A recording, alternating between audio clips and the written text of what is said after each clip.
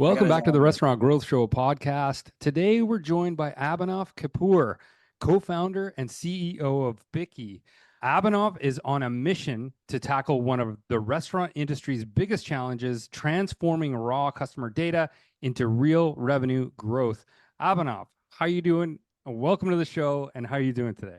amazing. I'm doing well. Thanks so much for having me. It's a pleasure to be here and to share our story and our mission with you all and your audience. So That's thank you for fan- having me.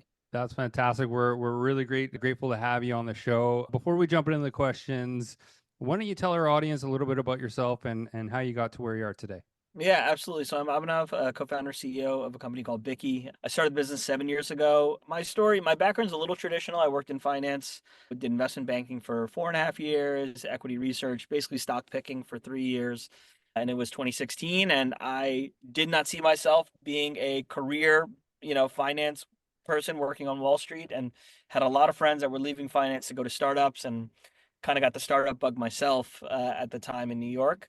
And the funny thing was, I interviewed for a few places, got some offers, but the mission of those places never really resonated. And, the thing that I always said to myself was, if I'm going to change careers, it's got to be for something that I believe in. And around that same time, I walked into my mother-in-law's restaurant. She was an operator in New York City for 20 years, and she was looking at a Grubhub delivery tablet, and she had a pen in one hand and a notebook in the other. And I was like, "What are you doing?" And she's literally writing down a phone number off the tablet. And she's like, "Well, I recognize this person's name on the tablet, so they're a loyal guest, but I have no connection with them. So I'm just gonna call them a little later and see if they had a good experience." I was like, "That's baller. Like, no one's ever called me after a delivery order." And later that weekend, we're at her house and she's at her computer, and I was like, "What are you doing now?" And it's like, same thing. She's in front of her open table dashboard. She's like, "I'm trying to export all the email addresses of everybody who made a reservation this past week because I want to email them. I want to see if they had a good experience. If they come back, there's something we could do better." And I think those two moments back to back are what started my obsession with this idea of, like, you are in the business of hospitality, but you don't really know anything about the person behind the transaction. And you have all these questions about these people and their behavior. And if you're launching a prefix menu, like, is it bringing in more people? Is it changing people's behavior? Is it changing their frequency? If you're launching new menu items, if you're raising your prices, she had all these, different levers that she was pulling in the business, and just no real insight into how well and if any of it was working aside from top line sales. I sent out some flyers and sales went up. Maybe it must mean it worked, and there's no real way to isolate any of the impact of all these things that she was doing. And so when I started digging through her business, I found all this treasure trove of data. She had 10 years of phone numbers in her POS, 5 years of online ordering data, 10 years of open table data, and just got, again, like I said, obsessed with this idea of, like, how do we pull it all together and help her understand these people and then help her make decisions on top of that data. We hear this day in and day out on this show, whether it's a restaurateur or other tech entrepreneurs themselves, just talking about how fractured the data and all of the tech stacks are for these poor restaurants who are trying to serve their customers in the best way that Yep. they possibly can. And here's your mother with a pen and a pad trying to write down a phone number from a tablet. It just seems so backwards when we're as tech entrepreneurs, we're here to try and help Right. our merchants. I mean, it's really strange that it's come to this, right? Yeah, and I think, like, this was 2017, so she was probably like one of one at the time. But I think the thing that really changed, not just, I would say, from an industry standpoint or from an entrepreneur standpoint, was the pandemic, right? Like, especially in where we lived in New York, where businesses were shut down, shelter in place orders went into effect, and the restaurant business became 100% digital overnight, right? And so you went from, I think, data being this nice to have about, maybe 20% or 30% of your guests, to, again, the business going 100% digital, and being the only way that you could really understand your business and your guests and who you're serving and how often you're serving them, and if you're making the right choices with respect to your marketing and your menu. And so that, what I like to say is, like, that was the only silver lining to the pandemic, was that it was good for our mission and sort of accelerated adoption. But yeah, to your point, like, it took a while to get there. It certainly did. We've noticed that there's a certain percentage of non-tech adopters, especially in hospitality, and that's exactly what the pandemic did was, force them into this space that hopefully now that they're getting their feet wet and they're turning the tech to be able to help them in what they're doing. Yeah. But taking a Yep. step back here, I just want to ask, like, a career in finance sounds like it could be quite beneficial for you, yet you pivoted into starting Bikky. Like, what was that transition like, and what really sort of sparked that for you? Yeah, I think it's a great question and a very introspective one. I think for me, there were a few things, right? It felt like tech was the future, right? And like that's a cliche, and tech has always been the future, but there wasn't really a prominent startup culture in New York until I would say 2016, 2017. And I think like again, like it was a mix of that growth and feeling that energy around the startup environment in New York City, number one. Number two, it was candidly like looking at my own career trajectory and realizing what it would look like if I stayed in finance for another 10 to 15 years. I looked at all the people I work for and tremendous respect for them, great mentors, but that just wasn't the life that I envisioned for myself staying in that. And the third thing was honestly, it was like we just had a baby. I was, my wife had just had our given birth to our first child. And I kind of looked at it and I was like, look, like I really have, if I'm going to take a shot, it has to be now because my in-laws live in New York City with nearby us. My parents, I grew up in Long Island. My parents are about an hour away from us. We have a tremendous amount of family support. And at the end of the day, babies need a lot of it, but they really just need like food, shelter, clothing, nurturing, protection. They didn't necessarily there wasn't like a huge level of emotional investment in helping them become fully formed people as they are now that my kids are 8 and 6. And so I was like, I have a 2 year window here where I can really take a shot and bet on myself and see if I can do this. And so all of those things were motivating factors, aside from again like finance to me felt like a very passive career choice. You're always advising other people on what they should do. You should buy this other company in an M&A transaction. You should invest your money into this stock because it's going to do well. And I find myself getting the itch to do less advisory work and really more active, kind of put my money where my mouth was. I would say the fallacy in that was when you work on Wall Street, you think you can do anything, and company building is nothing like, running. I mean, like there's an element of doing math in Excel and thinking about how that influences your business, but it's not the same thing as building a business by No, any stretch. no. So I kind of, I ripped the band-aid off, dove in head first, and had no idea what I was doing in those early days. But, I always believed in the mission. I always believed in this idea that on a long enough time frame, I was going to, and we just stayed scrappy and lean enough to the point where, like what I say tongue in cheek is like we stayed alive long enough to be right.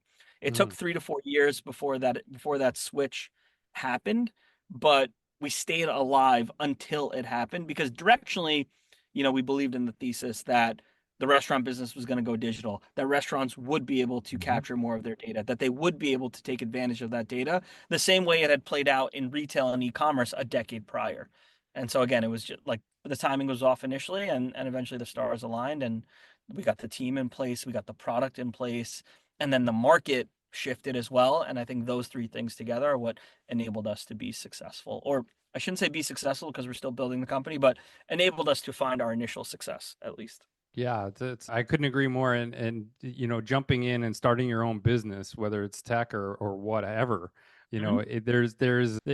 it's like a drug. I'm a serial entrepreneur myself, and each time you just jump into the abyss and you sort of just plug your nose in your ears and just go, is this going to work? And you just, Yep. I like what you said there. Just scrapping, being scrappy and just getting by until the market changes and you're on your way. So I do have a quick question though, as an aside Yep. here. We had a hang.com CEO Matt Smolin on the show, Yeah. and Matt's great. Yeah. he's a former finance guy too. So you guys know each other, yeah? We've met a Oh, couple cool. times on the conference circuit. Yeah. Cool, right on. Yeah, yeah, he's a great guy, and we love hang.com, what they're doing with loyalty. Jose. Well, it's a pleasure, co-entrepreneur madness guy like us, and on that, I mean, I cannot even say how much it resonates to me, like the waiting for, because I've had startups in the restaurant tech industry where basically an online ordering solution, white label, that You know, it Yeah. was so hard to go uphill in educating the operators that this is the future. Some Right. would see it, some would not. Then the pandemic hit, and it was phones just nuts from all over the Yeah. world Yeah. asking for help. And they would even mention my family, and it was insane. So couldn't agree more. There is a time Yeah. for, if you keep your vision, that time will come. Yeah. Reality will show up. Yeah. So Yeah. now talking about the actual Bikky, how does it help restaurant access and use customer data in ways that drive revenue? And why Yeah. is this data so valuable for growth? Yeah, it's a great question. I think this is a very boring sentence, but if you think about the history of data in the restaurant business, it's really two things, right? It's either you have your loyalty program data, which is maybe 10 to 20% of the business, or you have high level sales data, right? At the end of the day, like those are the only two benchmarks that people have to really understand the success of anything that's happening in the business. And what we found is the loyalty program data is incredibly valuable, but it's very biased, right? These are your most active customers who really love the brand and come very frequently, or they're the people that love your promos and will only come when you send them a discount. On the other hand, sales is such a noisy output metric. Like so many things could influence sales, and there wasn't really any insight. If you look at like the 99, if you look at like the top 1% of restaurant brands, McDonald's, Taco Bell, Pizza Hut, like they actually have accurate counts of how many guests they're serving, how often they're coming back. When they launch a menu item, how good is it driving frequency? Is it cannibalizing something else on the menu? Is it doing a good enough job of bringing people back who maybe haven't been back in 30, 60, 90, 120 days? And again, like the other 99.9% of brands, they just have sales data or they have loyalty program data, and they have no way to access a similar level of capabilities and insight. And so what we do is we plug in with the point of sale system, the payment system, online ordering, loyalty, reservations, Wi-Fi, and we build profiles on every single guest from all those ordering channels. And so when you walk into a restaurant and you swipe your credit card, we'll say, "Oh, Jose, we've never seen this credit card," but we can't say Jose if it's like an anonymous credit card swipe, but Yeah. we'll say, "We've never seen this credit card before. Let's build a profile on this person." And then let's say you come back tomorrow and you swipe the same credit card. We say, "Oh, this person came back." And we pull, not do only do we update your profile, but we pull everything off the check as well. So now we have how much you're spending, we have how often you're coming, we have what you're buying, how frequently you're buying it, at what locations you're buying it, how many days it takes for between orders, pretty much every high level question that you could have about the business. Now that alone is not enough to generate revenue. So where we come in is we build all the analytics on top of it so that if you as a restaurant operator are launching a menu item, running a marketing campaign, changing your pricing, opening a new store, instead of just looking at top line sales, when you do any of those things, we can actually look at the customer level data and say, you launched this menu item, like your fried chicken sandwich. Here's how many new guests came in because of the fried chicken sandwich. Here's how many guests that haven't been back in 90 days came back and ordered the fried chicken sandwich. Here's how many of them came back after they ordered the fried chicken sandwich. Here's how fast they came back after they ordered the fried chicken sandwich. Here's how much they spent on their second visit when they ordered the fried chicken sandwich. They paired it with fries and a soda, and now their average check is higher. And so I think the key here is restaurants have all these questions about their business, and it's really about taking a step down and looking at the customer level data to truly understand, like when I pull a lever in marketing, when I pull a lever on my menu, when I open my new store, again, what are the input metrics like traffic, like frequency, like retention that are leading to higher sales? And are these decisions actually driving those inputs that ultimately lead to higher incremental sales? Makes a lot of sense. I think that there is a lot of data that unless it's channeled properly and presented in an actionable, very simplistic way that Yeah. doesn't have to make it doesn't feel like rocket science, it will make all the difference in the world, especially Yeah. if anything that's actionable. Yeah. I'll give you an So example. Yeah. I'll yeah, give, yeah, sorry. please go ahead. I'll give you one quick example. So we were talking to a brand today. They're about 80 units. They're based in the Midwest in the US. And they just launched 3 new menu items, right? And like right now, at a high level, restaurants took too much price in the US over the last 2 years. People aren't coming back as often as they used to, so sales are flat to down. And so a lot of restaurants are launching value offerings, lower price combos or bundles to entice guests to come back. Mhm. We work with this 180 unit brand. They just launched 3 of them. And again, normally when you launch them, you look at, okay, what is this as a percentage of sales? What is the unit count as a percentage of the total unit count? That just tells you what is happening. It doesn't tell you what the follow-up is in terms of how guests are reacting to it. And so we looked at those 3 specific items and we found that the 3 items that they just launched in the last 3 months are now the number 2, the number 4, and number 6 highest retaining items on their menu.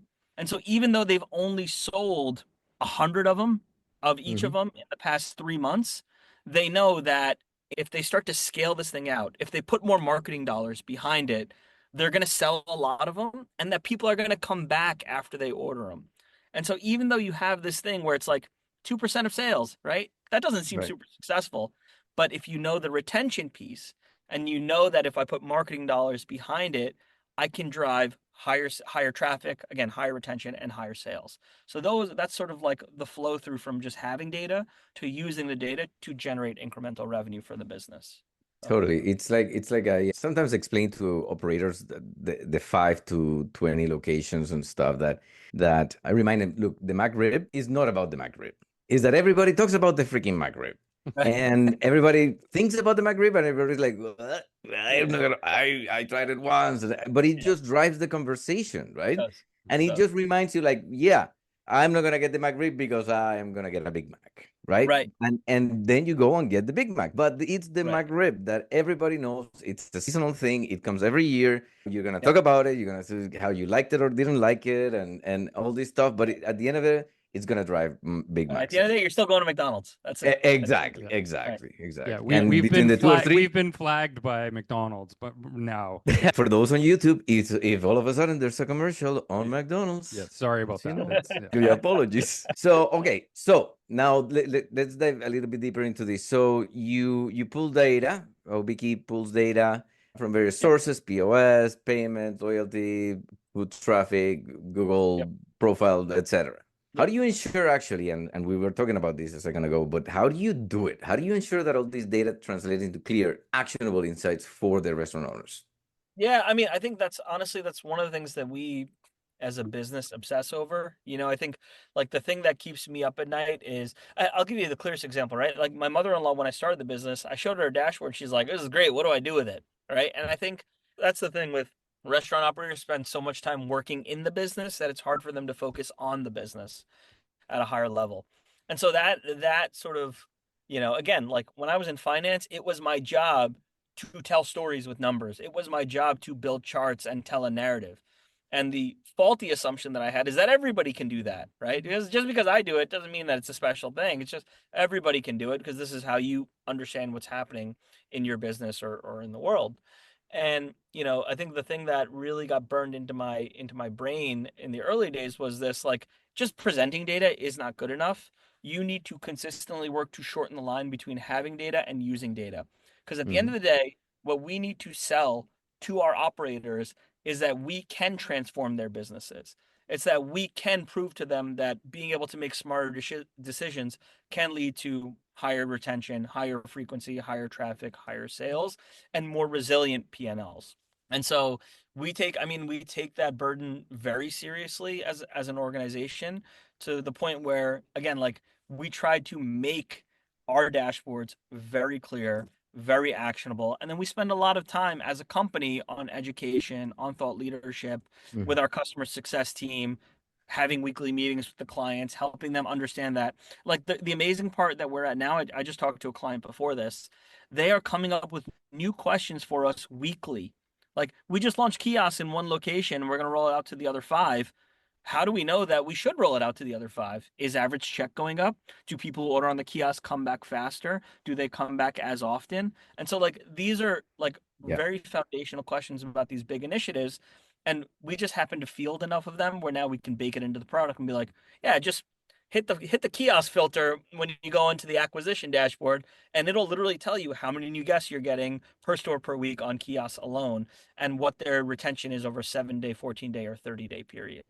And so I think like part of that institutional knowledge and framing it in a way that is prescriptive and specific Yeah. to restaurant operators, that is part of I think part of what makes us special and gives us the ability to, again, like bridge the gap between having data and using data. Brilliant. Brilliant. Yeah, I couldn't agree more. Go ahead, Jose. No, just gonna say that I love that part of what you were saying. It's how the frequency. How do you increase the frequency? How do you make them that for them to choose you as the restaurant that they come once a month, every Yeah. 2 weeks, and then every week, and then Yeah. maybe twice a week, right? Right. Well, I mean, here's the thing too, right? It's like the thing that I've learned from doing this business is that there's not a lot of stickiness in the restaurant industry from a consumer standpoint, right? I think, we ran this analysis when we had it was around like 50 million guest profiles in our system, and now we have 450 million guest profiles in our system. But typically 80% of guests never come back after the first visit. So 8 out of 10 guests just will not come back after the first visit. The 20% that do come back can drive anywhere from 40% to 70% of a brand's revenue. And so most of our clients, they look at that and say, oh my God, 80% don't come back. And I'm like, no, you're thinking about it the wrong way.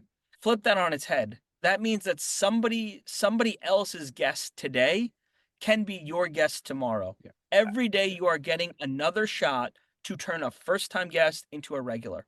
And if you are able to take that and take 20% of your guests who are regulars and increase that to 22%, that has massive implications on your revenue and on your P&L, right? And so it's like having data and like just being able to leverage a small amount of data and make a small amount of impact on your business can have these outsized implications from a pure dollar standpoint. And I think that's the amazing thing about like using data in this industry. It's that there is still so much low-hanging fruit to optimize people's businesses, where again, small changes can have outsized impact. I think that's something that just we get consistently excited about. I love how you sort of inverted that. It's not the 80% that you should be looking at. It's the 20% growing to 22% from your local competitors that you have the opportunity to scoop up this small amount, but in the long run, it turns into a massive increase in top line revenue. So if we could, I have a lot of questions about Bikky, and it sounds to me as though each customer or Bikky is different. Are you customizing dashboards on the fly? Do you have something that's out of the box? What does what look like to you? What's your typical customer like? Yeah, great question. So from a typical customer standpoint, it's 10 locations and up is sort of the ideal. When you're sort of that scale, you typically have somebody internally whose job it is to own these numbers, own these KPIs, and therefore own our product on a day-to-day basis. So 10 units and up. The amazing thing that I've seen is all the dashboards are out of the box. We build them during the onboarding process. It takes us anywhere from 2 to 8 weeks to onboard a brand, depending on their tech stack. I mean, we have sort of push button integrations with a lot of the leading cloud POS systems. So just 2 weeks to clean the data stream, validate the data, and then give it back to the operators. And then it's like 4 weeks of product training on a week, an hour a week of just what are the things that you care about the most? What are your efforts for the next 6 to 12 months? How do we help you figure out where in the product you can answer some of those questions? So in terms of customizing sorry, dashboards, go ahead. Sorry. Yeah, I was gonna say the last thing. I think this is the amazing thing that I've seen about our platform and the business at large is that a brand with we have some brands that are 3 or 5 units. The questions that a 3 or 5 unit brand has are still the exact same that a 1,000 unit brand has, right? Like we have clients that are close to 1,000 units because it's the same question, which is, I don't know how many new guests I acquired in the last 90 days. I don't know how many of them. Like McDonald's has the golden arches and it says billions served, right? Like brands that are not McDonald's don't have insight into how many unique people they are serving on a 30, 60, 90-day basis. They don't know how many of them come back. They don't know how often they come back. They don't know how many days it takes for them to come back. They don't know if there's certain menu items that make them more likely to come back. And so the product itself, all the dashboards we built for them are exactly the same. And it's just a matter of ingesting the data and building the dashboards through the data validation process. I think it's that at the end of the day, the operator, the location, it's competing with its neighbor. And that's why it doesn't matter if it's 1 through 5, it's going to be the same question. The operator is the ones, they want the answer. They need the answers. They want to be competitive and be the best one and favorite restaurant in the neighborhood. I'm curious about, look, we're talking about a lot of technology here. We're talking about a lot of data. We love that here on the show, but the average restaurateur, they're frightened of the spreadsheets What's that? What's that sort of emotion like on the other end when they go, "Oh my God, this is all these dashboards." Like, what is that like? Yeah, so I mean, the way we frame it is that we replace spreadsheets and yelling, because at the end of the day, what people do is they export data from all these systems, they dump them in a spreadsheet, and then they all yell at each other about what it means. Yep. Sales are up because I launched that marketing campaign. Sales are up, because we launched the menu item. Sales are up because the competitor down the block was closed. And it's all these, I just came off a client call, and the way they framed it was great. They said two things. They said, one, this is a 9-unit brand based here in the Northeast. And they said what they told us was, we feel like we knew who our guests were, but we relied on a lot of anecdata. What that means is that people would have a lot of opinions about, they saw something happen once and they were like, that must happen all the time. Yeah. Right. And really, it's like we were operating in the dark and we pretended that we had night vision goggles based on this anecdata. And then we implemented your platform and we found that our salad, we only sell, it's only 3% of our sales.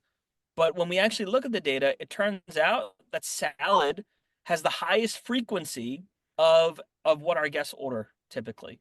Because our highest frequency guests, 1 week they come for a salad, next week they come for a premium chicken sandwich. And so salad is the easy, accessible, healthier thing that keeps them engaged on a higher frequency basis. Again, we all had opinions that like maybe we should cut the salad. But then we started working with Bikky and we realized it doesn't really sell as highly as other things, but we should keep the salad because it is a frequency driver.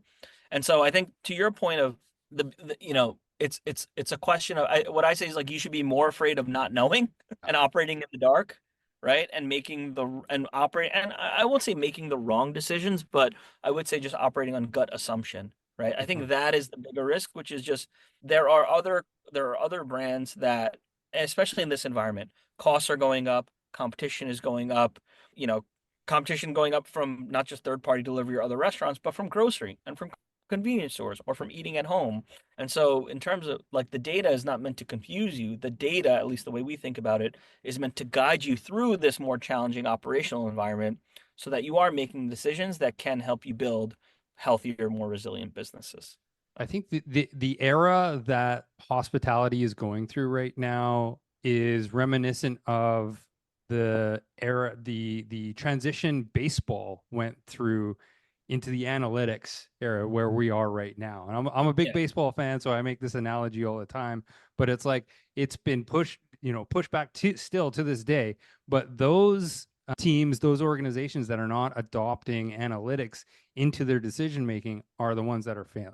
Yeah, So, totally. so I want to switch gears a little bit and talk a little bit about third party data, which, Uber, DoorDash, Grubhub, they've got these, this massive amounts of data behind lock and key. How is Bikky dealing with that? Yeah, it's a great question. We used to get some of that data before they like not in an anonymous way. The same way we get a credit card token, we used to get some third-party tokenized data. And I will tell you, we don't get that data anymore today, but the learnings that I still preach the learnings of having that data to the operators we work with. And here's the thing that we found is that a guest who orders on third-party delivery comes back in half as much time as someone who orders in store. And so if it takes 90 days for a guest to come back after their first in-store visit, it'll only take 45 days for a guest to come back after their first order on third-party delivery. And the way I always think about that is like when I want a specific brand, I will order directly from their platform or I will go directly to that restaurant to order from them. But if I think about the use case for third-party delivery, go ahead, Jose. No. I just wanted to ask you to clarify. You mean the third party comes back 90 days as opposed to the 40 days in store, the other way around? In store is 90 days, third party is 45 days. I mean, Really? Don't take those exact numbers because it varies based on the brand. Yeah. But the thing that has been consistent across the brand is that someone will come back faster, twice as fast on third party delivery than they do on in store. And even on first party. And so the way I think about it is like when I open DoorDash or Uber Eats, what am I starting with? I'm starting with I'm hungry. I'm not starting with I want Jersey Mike's. I'm starting with I'm hungry. Yeah. I might end up picking one of the same 5 restaurants I always pick, but it's I don't know necessarily what I want to eat. I want to open the app. I just know that I'm hungry and I have a vague feeling that I want to order something. Yeah. And then again, I'll probably go back to the thing I'm familiar with. And so the use case is more frequent, right? I get hungry way more often than I get hungry for Jersey Mike's, as an example. And so the use case in that way is just more frequent. And so what I say to folks is, and because we started in New York, we used to have a very New York mentality about this, where it's like, I don't like third party delivery. They're stealing my business. They're stealing my customers. Then I would talk to brands during the pandemic outside of New York, and they would say, DoorDash saved my business, right? Like I didn't have off premise at all. And then I got on DoorDash and now they saved my business. And so of course I'm going to partner with them. And of course it's more expensive and lower margin, but I'll just mark my prices up, but I still got to be there. I still got to compete. And so what I say to the operators we work with is like, look, you have to treat it as, of course it's going to be a lower margin channel, but at the end of the day, if you invest in it, you could probably raise the overall profit dollars associated with those orders, even though the margin is lower. And you'd rather have a pool of more money, right, than a pool of smaller money that is just slightly better margins for you. And so what we tell people is like, just treat it like like a performance marketing lower margin channel, because at the end of the day, like, people who order from you are very sticky, and they do come back faster than someone who orders directly from your brand as well. Wow, that's fascinating. We can go on this topic For forever, a very like, long and time. especially when it comes to behavior and third party. And one thing that I used to or that I still do today is I tell operators that the idea is to take a fire hose of data that it's noisy and chop it down in a way that you can see a landscape of possibilities, transforming it into a landscape of possibilities. Now, let's talk about business startup for a second. With your recent Series A funding, what new developments or features can restaurants look forward to that you're going to bring, that Bikky is developing, that it's coming? What is exciting and new in the horizon for Bikky bringing to its potential customers? Yeah, I don't want to give too much away, but I think A is just very, very exciting and promising for any data company. Forget us specifically, any data company. I mean, like, we are going to test this quarter like an insights oriented addition to the product, which is literally just, hey, like, if we have all your data, we should be scanning for things that are anomalous or don't look normal, and then telling you, take a look at this and please and investigate. And I think that is a very small step in terms of leveraging AI, machine learning, to actually proactively flag where operators should be looking at the data and what they should be paying attention to. I think, at a high level, some things we've talked about, of course, like a chat GPT style functionality layer on top of the data, so you could ask questions of your data. I actually personally don't think that's super compelling, because I don't think people, until they're fully onboarded and 6 months deep with the product, I'm not sure if people know what the right questions to ask. Right. I think that's tough. Like, I found this in my own use of ChatGPT, where it's like, I need to be super, super specific about the context and the question in order to get an answer that is valuable to me. And I think that proactively serving people insights, or proactively using generative AI to generate insights or generate things that people should be aware of, is way more valuable than saying, you give us your inputs, right? As a data company, we should be pushing the inputs to the operators. And so, I think, like, with the funding, obviously comes just building out the team a little bit more, making sure that we have the right customer success people in place, making sure we have the right product people in place, so that we can execute and start to fulfill our potential. But I would say more broadly, like, we're testing some things. We haven't figured it out yet, because it's changing. Every 6 months, something changes in the field of AI.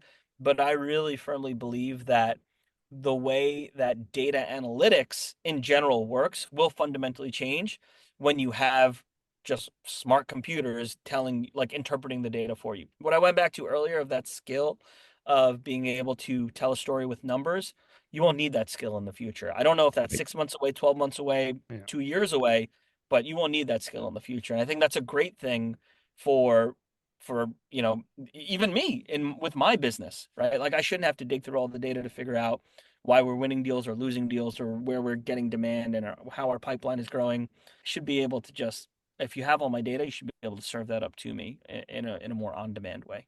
Yeah, couldn't agree more. It's more of the things that you don't think about that will make you smarter. Like, have you considered this? Did you see this? Right? Like, and feeds that curiosity, feeds that new question, right? Because we will always be human beings. We're always so curious, so ingenuous that we just keep, what's next? What's next? The curiosity. What's next? What's next? So, with all this in mind, okay, what is, if you can, in one sentence, what piece of advice would you give to our restaurateur listeners? I I actually think you did the best job of this just now, where it's just stay curious. And the reason I say that is the business of tomorrow will not look like, there's just too many things changing, right? Like I talked to a friend of mine today who was like, yeah, we will be like the restaurant industry in the next 5 to 10 years will be a majority digital business. And if you the way I always like to think about it is the moment happening right now in the restaurant industry is the exact same thing that happened when drive-through started 80 years ago. Drive-through fundamentally changed packaging, it changed the real estate model, it changed the labor model, it changed the guest experience, it changed the menu that people offer, right? Because now you got to optimize for a 2 minute cook time so that someone gets the food and it's hot and fresh and ready. And digital, and that doesn't just mean delivery, that means also in-store ordering and pickup and kiosks. It will fundamentally change the way consumers think about and engage with their restaurants. It doesn't mean that restaurants are going to go away and that it's all going to be anonymous food courts and third-party apps. I don't believe that. I don't think people care for that or crave that, except when they want to anchor on convenience. But I do think that the restaurant of tomorrow will look different from today. And it'll be a gradual change, of course, but the way you get there as a restaurant operator is by being, even if you have one unit, it's about being curious of like, okay, maybe I shouldn't serve my entire 20 item menu on third party delivery. Maybe it should be an 8 item menu of my best sellers or most high margin items. And I'm going to remove all the comment boxes so that people can't put in modifiers or requests that slows my kitchen staff down. Like these are questions that you should be asking to optimize that part of the business. And that's very different from how you think about the in-store business. And so I think that level of curiosity and just again, like asking these questions, one question a day, one question a week is enough to start putting you in the right direction towards, transforming your business over time. So Love it. Very, Love it. very, Consistency. yeah, very well said. That's all the time we have for this episode today, Abhinav. Now is your time to plug away. Where can people connect with you? What is your platform of choice? yeah, absolutely. I mean, honestly, LinkedIn, just ABHINAV KAPUR, Abhinav Kapur. I'm probably one of the only 5, I think, with that name on LinkedIn. So you can find me there or Abhinav, ABHINAV at BIKKY.com. I'm always on my email, so I'm happy to respond there as well. Fantastic. Speaking of plugs, this podcast is sponsored by Dine Pricing, real-time restaurant profitability. Dine Pricing uses artificial intelligence to improve restaurant profitability by dynamically updating menus across digital channels like Uber Eats, DoorDash, and Grubhub. Thanks again to Abhinav for joining us. Until next week, say goodbye, Jose. Stay curious and goodbye. Thank you, everybody. Awesome, man. Thank you so much. I know we ran a little Thank bit you. long and we'll let you get out of here, but thank you so much for coming And- on the show. That's awesome. Look, Man. Thank you so much. Thank Yeah. you. Thank you. Thank you Abhinav. both. Take Have a care. good one.